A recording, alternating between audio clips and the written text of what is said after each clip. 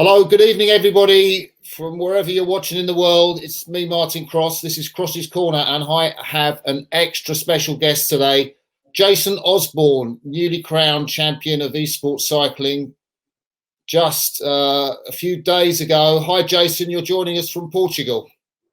Yeah, that's right. We are currently in Avis for rowing training camps, and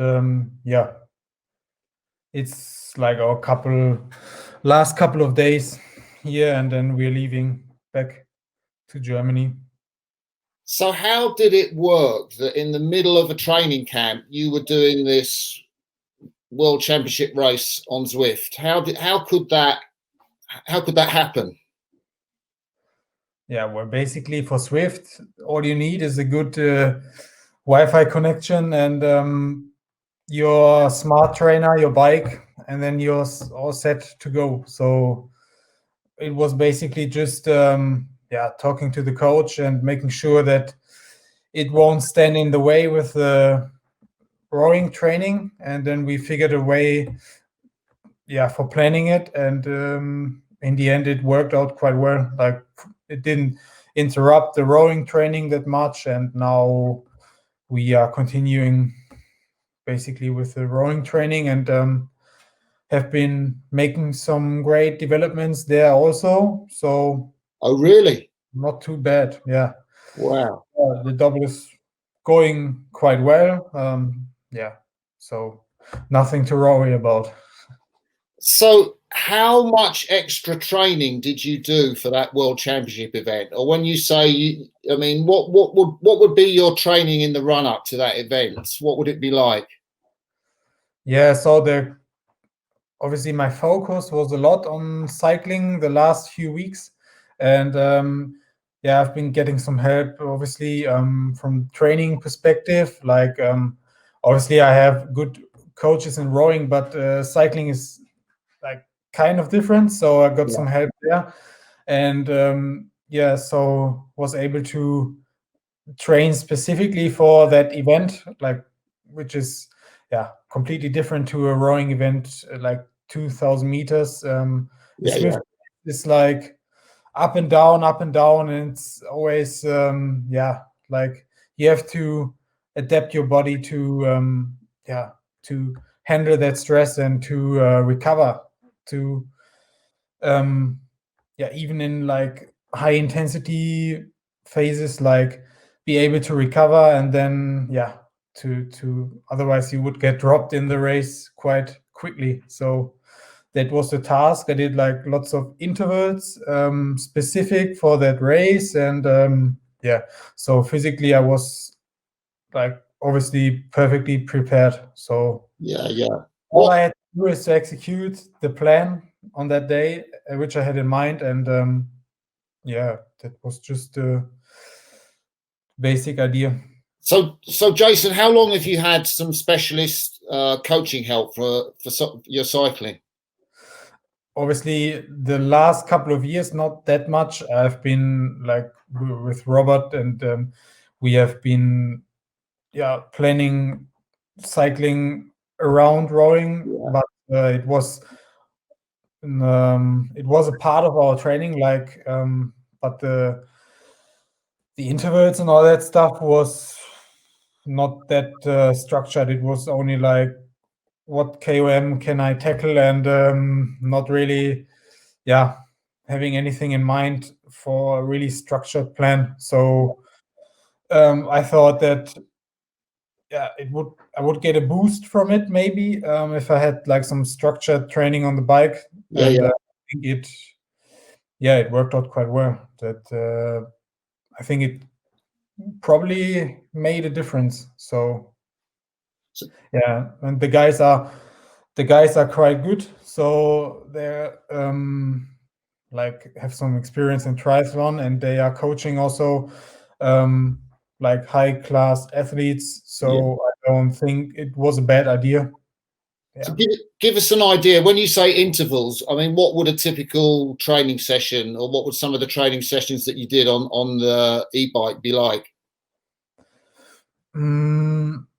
It was like quite a variety. It was most of the time was high intensity, and then the other was just like low intensity, obviously, and it was like in those high zones like zone 5, zone 6, those really hard grueling intervals, and I think that worked out well. And also like some like, what did I do the last week before?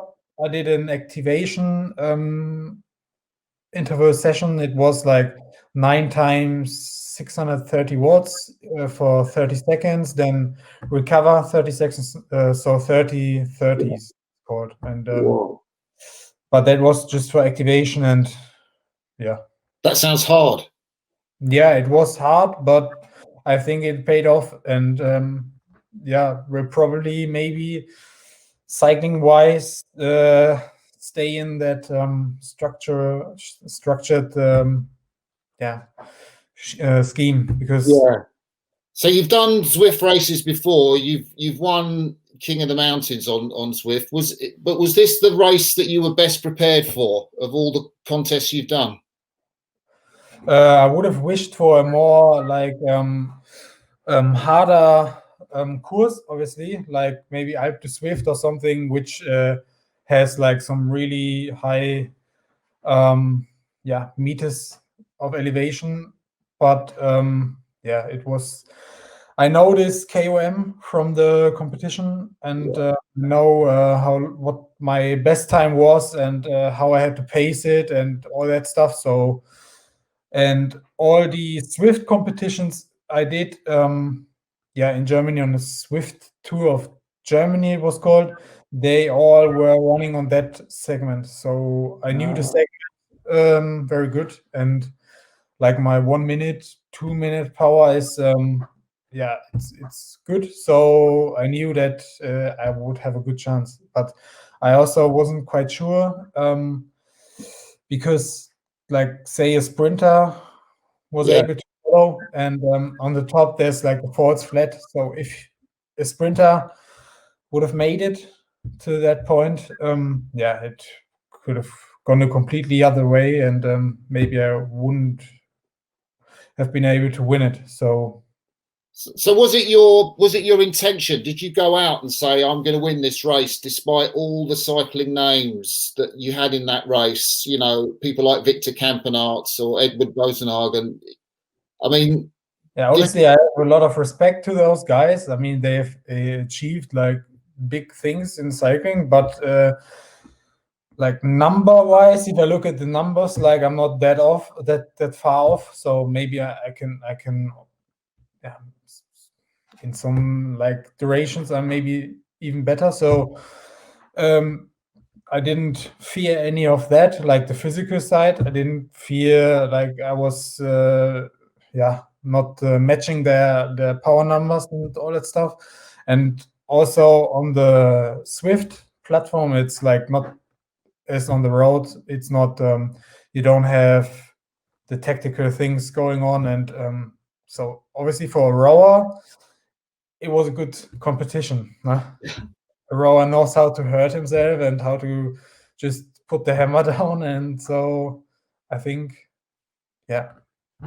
So how hard was it for you to stay in that peloton? How hard were you going? What did it take out of you during the race?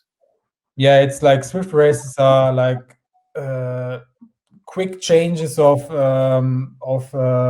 intensity. Like if you don't watch out, then you get dropped like immediately. So you have to be focused like all the time. And I was nearly getting dropped once. It was a downhill, and I wasn't like focusing. And then I saw the pack moving away from me. So I thought that and I was doing like 700 watts to close the gap. Wow. And I was hardly closing it. So that's how the game works. Like the groups are making such a high pace, because obviously there's always one shooting in the front, and then it's like how do you call it? And that develops such a high speed, and I had to do 700 watts to get back, and so better watch out in those races. So you said something about, if someone like you who's used to training on Zwift, the algorithm, and the professionals might not know the algorithm. What did that mean? Yeah, just like I said, like when you get behind the group and you don't have the draft anymore, then you can pull out as much as you want. You won't get anywhere close to closing the gap. And obviously on the map itself, there were like some specific key points where you had to, let's say it like when you invest like some more power on those specific key points on the route, then you get easier. Then you can get more easily over like a hill or something, because like and the gradient is not always equal. So for example, in the last climb there was the first right corner, and it was really steep. After it was like 10%, and if you invested like a bit more before the corner, and that's why also because my avatar went to the front after that turn, because I invested like a bit more. And it's those little things that add up in the game. And so if you know the key points, if you know the map itself very well, then you can obviously save some energy. And give us an idea, because I know in the last part of the climb you were doing 12 watts per kilogram. I mean, it was, your average in the race was 4.7 watts per kilogram, but you put out an enormous amount of power. Were you confident of winning when you came to that last hill? The funny thing is we didn't have any team tactics or anything. Like, it was just basically, we had a German team, but it was who wins from the team is the winner, and nobody works for anyone else. So everyone basically had the chance to win, and we didn't pick like a guy who was favored and who the people should work for. So it was just me being lucky, having that one German teammate leading me out after the first corner. So, and I didn't really notice it. Like, I was so in a tunnel view that I just had, like, we were all connected on Discord on the gaming channel, and had some earphones, and the coaches were talking to us like during the race and telling us how to go through the race, and where it's important to invest some more energy and all that stuff. So they were just shouting that, come on guys, it's the optimal lead out now. And then after that last left turn, I just heard like, okay, now you have to go, put a hammer down, you have to go, otherwise we won't win. And then ramped it up to 12 watts per kilo, which is like not insane numbers, like if you see the sprinters, but obviously the sprinters didn't make it to that part. So good for guys like me. Wow, that's amazing. And how did it feel crossing the line? Yeah, the funny thing is I had a dropout in the last like 100 meters or so. The dropout is when your smart trainer loses the connection. And I was basically, you can see that I was doing like cadence wise 120 RPM or more, but I had 0 watts. So the last 50 meters I was just rolling through the finish. Whoa. And, I was a bit in fear at that moment, because if it would have happened before the last dip, then wouldn't have rolled into the finish so smoothly. So yeah. And it's lucky, kind of. you used the power up just as you were approaching the finish. How do they work? What's the idea of that? Yeah, basically power ups is like a joker. Like it helps you going faster, or I don't know, like they have 4 or 5 different ones, but for the race they only accepted like 2, which was the arrow helmet and the feather. So the feather makes you, I think, 9.5 kilos lighter for 20 or so seconds, and the arrow helmet makes you, I don't know, some amount faster for 20 seconds. So, but the arrow helmet like makes only sense in a flat part, because like only makes sense when you're moving fast. So on the steepest part itself, it wouldn't have really made sense to use the arrow helmet. So yeah, and the thing was to get, because there were 11 chances to get a new power up. Like every banner, you get a new one, and the chance is 50-50. Either you get the feather or the arrow. Yeah. So the job was to like obviously use 5 or 6, and then if you get the arrow helmet, to keep it for the last climb. Wow. That's amazing. Jason, I know you've got some fantastic achievements in cycling. You came 6th in the German Time Trial Championships. I know on Strava, is it you're king of the mountains on the Muur van Geraardsbergen in Belgium? Yeah. I didn't. It was quite it was funny. Like I underestimated that climb. I was in Belgium, like meeting some friend there and cycling with him in like where the Flanders route is always taking part, and we did all the classic climbs, and then picked some for chasing the KOMs, and then I said, let's go for the Muur, and then got the KOM from Tim Wellens, I think, and after that I came on TV in Belgium, because wow. and Tim Bryce and Niels van Zandwege, they were in that TV show as well, and it was quite funny. Yeah. Cycling, in Belgium it's big. Yeah. So where does this World Championship in Esports, where does it stand amongst your cycling achievements already? Is it the biggest thing you've won, or do you put some of your KOMs or the German time trial higher than that?